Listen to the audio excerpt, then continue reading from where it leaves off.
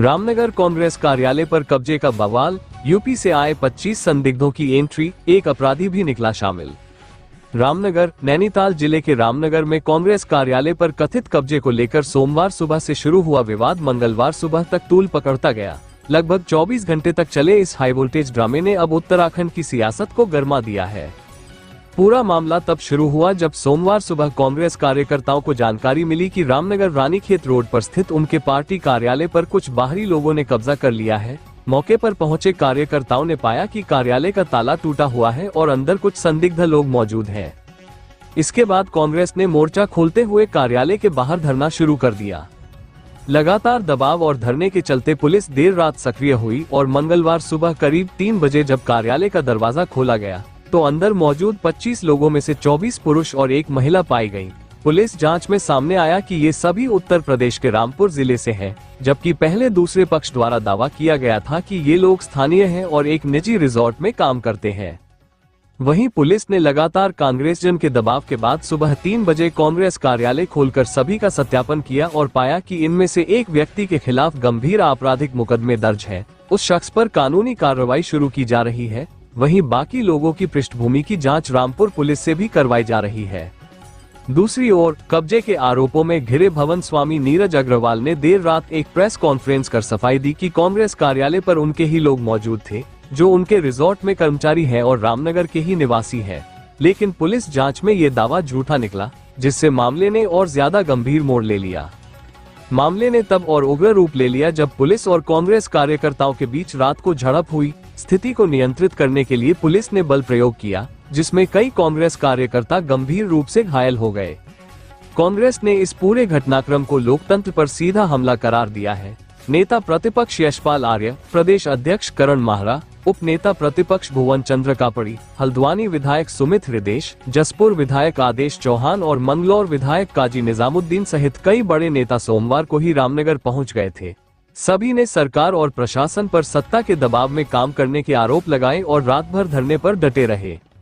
पूर्व विधायक रंजीत सिंह रावत ने इस पूरे प्रकरण की लिखित शिकायत दी, जिसके आधार पर पुलिस ने मुकदमा दर्ज कर जांच शुरू कर दी है। कांग्रेस नेताओं की मांग है कि इन सभी बाहरी लोगों के खिलाफ गंभीर धाराओं में मुकदमा दर्ज किया जाए और इस कब्जे के पीछे की साजिश का पर्दाफाश हो। इस मामले ने प्रदेश की राजनीति में हलचल मचा दी है। एक और जहां कांग्रेस इसे लोकतंत्र की हत्या बता रही है। मंगलवार सुबह पुलिस ने कांग्रेस के दबाव पर कार्यालय का ताला खोला और सत्यापन की प्रक्रिया शुरू की। जसपुर विधायक आदेश चौहान भी इस दौरान मौके पर मौजूद थे। उन्होंने मीडिया से बातचीत में बताया कि अंदर 25 लोग मिले, जिनमें 24 पुरुष और एक महिला थी। सभी लोग उत्तर प्रदेश के रामपुर जिले के रहने वाले हैं। आदेश चौहान ने सवाल उठाया कि आखिर ये लोग रात में ताला तोड़कर कार्यालय में कैसे घुसे। उन्होंने कहा कि कांग्रेस की ओर से दर्ज तहरीर पर पुलिस ने मुकदमा दर्ज कर लिया है और मांग की है कि इन सभी के खिलाफ कड़ी कार्रवाई की जाए। चौहान ने उत्तराखंड में बढ़ते अपराधों के लिए यूपी से आ रहे अपराधियों को जिम्मेदार ठहराया।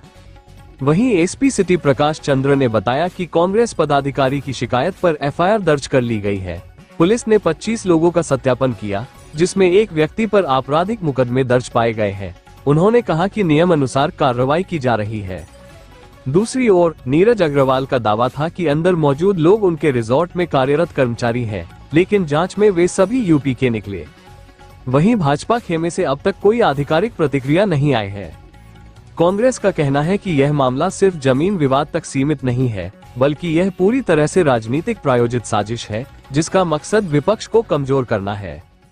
वर्तमान में पुलिस पूरे मामले की जांच कर रही है और रामपुर से मिले तथ्यों के आधार पर आगे की कार्रवाई की जाएगी। लेकिन सवाल ये है कि आखिर कैसे इतने लोग एक राजनीतिक कार्यालय में बिना किसी जानकारी के घुस आए? किसके इशारे पर यह सब हुआ और क्या यह एक सोची समझी रणनीति का हिस्सा था? फिलहाल कांग्रेस कार्यकर्ता और नेता इस घटना को लेकर पूरे राज्य में आंदोलन की तैयारी में है। वहाँ पे टोटल 25 संख्या है, जिसमें 24 जेंट्स है और एक महिला जो उसके अंदर। उनके नाम, उनके मतलब एड्रेस, सीओ साहब और ये सब लेकर आए और उनका वो कह रहे हैं कि हम उनका क्रिमिनल रिपोर्ट देखें, लेकिन वो सब लोग रामपुर के हैं। उनका जो एड्रेस है वो सब रामपुर जिले का है, सब यूपी के हैं। हमने उनसे ये भी पूछा भाई तुम यहाँ क्या करना है और रात में तुम ऐसे कैसे घुसे, तो कहीं ना कहीं संदिग्ध है कि भाई ये तो निश्चित है कि रात में आके घुसे और 25 लोग आए उसमें, और 24 पुरुष और एक महिला कैश चैन से।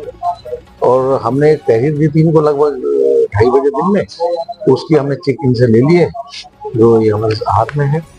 तो उन्होंने कहा हम उस पर कार्रवाई करेंगे।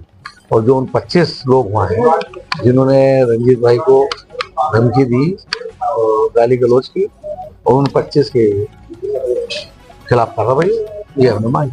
देखिए, हमारे यहाँ उत्तराखंड में जो क्राइम बढ़ रहा है वो ज्यादातर लोग यूपी के हैं। आपने पहले भी देखा हो उधम सिंह नगर में जब भी कोई क्राइम होता है वो यूपी का व्यक्ति निकलता है। और उसी की कड़ी है ये कि अगर किसी व्यक्ति ने इनको बुलाया है तो वो भी इसमें कहीं ना कहीं संलिप्त है कि भाई रामपुर के क्रिमिनलों को तुमने क्यों बुलाया, क्या कारण है। तो इसलिए जो कार्रवाई हो वो सही हो, नहीं तो अगर क्राइम यूपी से उधम सिंह नगर नैनीताल और पहाड़ पे बढ़ता रहा तो उत्तराखंड के लिए ठीक है। यूपी के गुंडे हैं और 2:30 बजे पुलिस की मौजूदगी में दरवाजा खोला गया, 25 लोग वहाँ मिले हैं, एक महिला सहित। और बताया जा रहा है यूपी के सब रामपुर के रहने वाले हैं। तो किस प्रकार की कार्रवाई और सत्यापन को लेकर भी अब कांग्रेस के नेताओं ने पुलिस पर कई सवाल खड़े किए। देखिए, कांग्रेस के पदाधिकारियों ने जो तहरीर दी है थाने में, उस पर एफआईआर दर्ज कर दी गई है।